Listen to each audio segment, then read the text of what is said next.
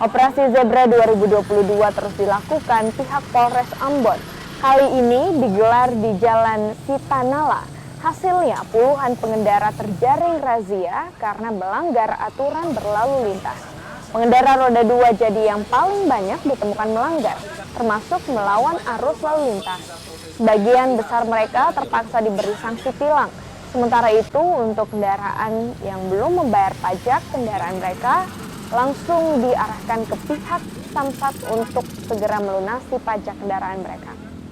Kita melaksanakan kegiatan ini untuk cipta kondisi dalam rangka menjelang Hari Raya Natal 2022 dan Tahun Baru 2023. Kemudian ada 7 prioritas pelanggaran yang kita prioritaskan untuk diberikan teguran untuk meminimalisir terjadi angka